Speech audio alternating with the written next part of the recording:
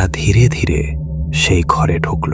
চারদিক খুটখুটে অন্ধকার, মেঝে ভরা ধুলো আর বালি, ভাঙা চেয়ার টেবিল ছড়িয়ে ছিটিয়ে পড়ে আছে, দেওয়ালে গভীর ফাটল। সায়ন হাতে টর্চ লাইট নিয়ে ঘরের এদিক থেকে ওদিক খুঁজতে লাগলো। পুরনো ঘরটা নীরব, চারদিকে ধুলো জমে আছে।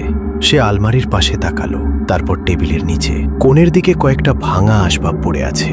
ধীরে ধীরে পুরো ঘরটাই সে খুঁটিয়ে দেখতে লাগলো। ঠিক সেই মুহূর্তে দরজাটা ধপাস করে বন্ধ হয়ে গেল। তারা প্রচন্ড ভয় পেয়ে যায়।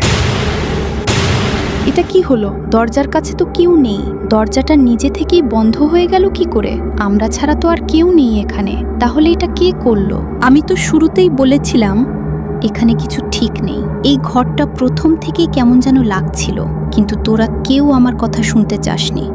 আর এখন দেখ, দরজাটা নিজে থেকেই বন্ধ হয়ে গেল।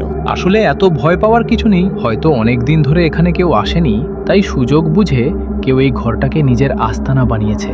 আমাদের ভয় দেখানোর জন্যই হয়তো এসব কাণ্ড করছে কেউ, আর কিছু না। হ্যাঁ, ঠিকই বলেছিস। কেউ ইচ্ছে করেই আমাদের সাথে এই খেলাটা খেলছে, যাতে আমরা ভয় পেয়ে এই জায়গাটা ছেড়ে চলে যাই। এই ঘরটা অনেক দিন খালি ছিল, আর কেউ সেই সুযোগটাই নিয়েছে। শব্দ, ছায়া, নড়াচড়া সবই সাজানো আমাদের ভয় দেখানোর জন্যই।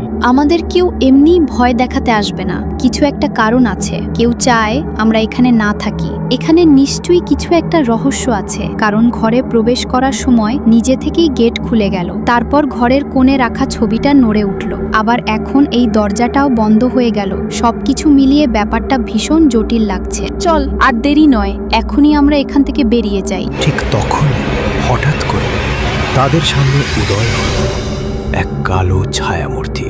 ছায়াটি ভারী গলায় ধীরে ধীরে বলে উঠল, এই ঘরেই আমি অনেক দিন ধরে আটকে ছিলাম। কেউ কোনোদিন দরজাটা খোলেনি। আজ তোরা এসে দরজাটা খুললি, তাই আমি মুক্তি পেলাম। কথাগুলো শেষ হতেই চারপাশের আলো নিভে গেল। হিমশীতল বাতাস বয়ে গেল ঘরের ভেতর, আর ওরা বুঝে গেল এই ঘরটা আর আগের মতো নেই। তুমি কি চাও আমাদের থেকে? বদলা চাই। কিসের বদলা? আমরা তোমার কি ক্ষতি করেছি? কয়েক বছর আগে সে তার ঘটনা বলতে থাকে।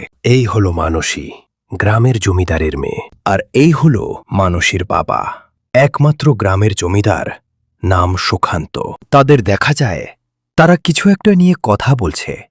মানসী বলে ওঠে, না বাবা, আমি কখনোই ওই বুড়ো লোকটার সঙ্গে বিয়ে করব না, আর তা কেউ বাধ্য করতে পারবে না। দুদিন পরেই ওর সঙ্গে তোর বিয়ে, আর এই শেষ কথা, বুঝেছিস? এই ধমক দিয়ে তার বাবা সেখান থেকে চলে যায়। আমি বেঁচে থাকতে ওই বুড়ো লোকটার সাথে কখনো বিয়ে করব না। এই বলে সে অঝরে কাঁদতে থাকে। ঠিক তখনই একটা ছোট বাচ্চা দিদি দিদি করে ডেকে তার কাছে এগিয়ে আসে। চোখে কৌতূহল, মুখে নিষ্পাপ একটা হাসি। সেই বাচ্চাটা হলো মানসীর একমাত্র বোন, রিমি।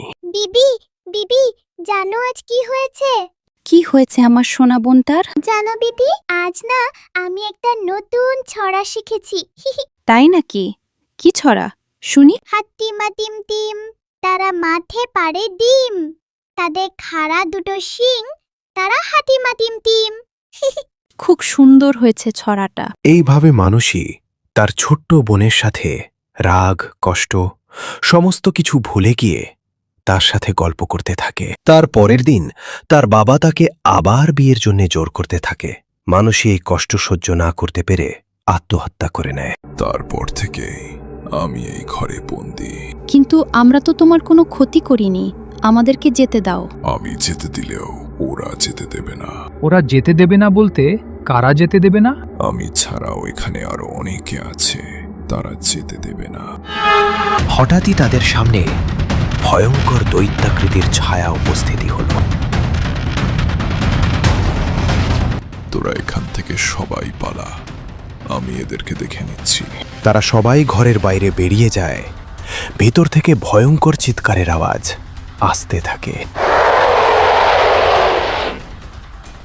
ঠিক তারপরেই পিছন থেকে একটা ডাক শুনতে পায় রিমি। রিমি পিছনে ঘুরে তাকায়, দেখল যে তার দিদি দাঁড়িয়ে আছে। কেমন আছিস বোন? অনেক বড় হয়ে গেছিস আগের থেকে। দিদি, আমি তোমাকে চিনতে পারিনি, আমাকে ক্ষমা করে দাও। আমাকে এবার যেতে হবে। দিদি, আমাকে ছেড়ে কোথাও যেও না। রিমি সেখানে চুপচাপ দাঁড়িয়ে থাকে। চোখ বেয়ে নীরবে গড়িয়ে পড়ে কান্না। বুকের গভীরে চাপা এক অসহ্য কষ্ট আটকে থাকে, যা সে কাউকেই বলতে পারে না। আমাদের ভিডিও অনেকেই দেখেন কিন্তু সাবস্ক্রাইব করেন না। আপনাদের একটি ছোট্ট সাবস্ক্রাইবই আমাদের জন্য অনেক বড় মোটিভেশন। আবার দেখা হবে পরের গল্প নিয়ে। সবাই সুস্থ থাকবেন, ভালো থাকবেন, এই কামনাই রইল।